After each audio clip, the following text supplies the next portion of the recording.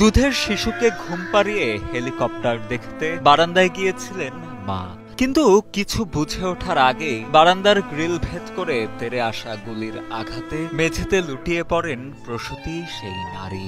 একটি বুলেটেই মাহারা হয়ে যায় 2 মাসের নবজাতক শিশুটি। এই জায়গাতে বুলেটটা এই জায়গায় লাগছে এবং এই জায়গায় লাগছে, এতে সিটাই উপরে বাড়ি লাগছে, তারপরে নিচে পড়ে গেছে নিচে।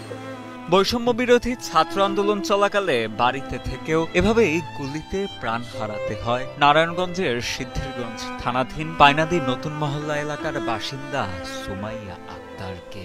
জেলেদা সন্তান 2.5 মাসের বাচ্চা তুই চলে গেছে, আমার মায়ের কইতে পারে না যে মা আমি আমার সন্তানটা দেখে রাখেন। ওনার দেখলাম আমি এখান থেকে ঢুইকা এদিক দিয়ে মানে এই সাইডটা কানের নিচ দিয়ে আপনার মজকটা গলে গলে পড়ছে।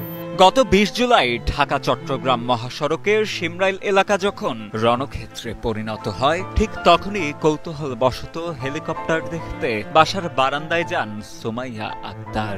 অতর্কিত গোলাগুলির এক পর্যায়ে একটি বুলেট তেড়ে এসে প্রথমে বারান্দার গ্রিল এবং পরে সুমাইয়ার মাথা ভেদ করে বেরিয়ে যায়। সেই বুলেটের আঘাতে ঘটনাস্থলেই বারান্দার মেঝেতে লুটে পড়েন সুমাইয়া। গুলিবিদ্ধ সুমাইয়াকে হাসপাতালে নেয়ার পর চিকিৎসকেরা তাকে মৃত ঘোষণা করেন। ও আবার বাচ্চারে ঘুম পাড়াইয়া ও এদিক দিয়ে আইয়া ও কইতে আছে, সবাই দেখে আমি একটু দেখি। এখানে আজকে দাঁড়াইছে, দাঁড়ানোর সাথে সাথেই ওর গুলি লাগছে মাথায়।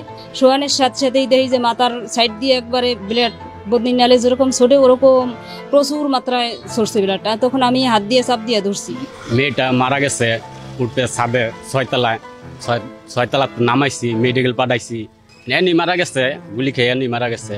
কিন্তু মেডিকেল নেওয়ার পরে মৃত্যু ঘোষণা করছে। আনার পরে আমরা লাশ দাফন করছি, মাটি দিছি।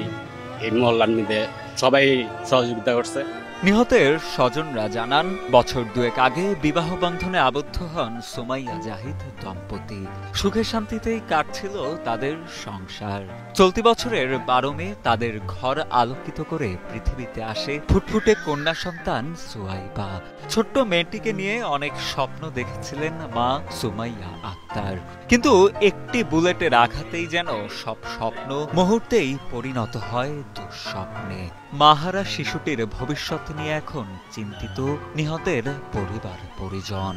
বাচ্চাটার ভবিষ্যৎ একমাত্র আল্লাহ পাক, তারপরে আছে মানুষ। সবাই হাতে বাঁচা মরা সবাই যদি একটু হেল্প করে দেখে তো বাচ্চাটা বাঁচবে হায়াত থাকলে।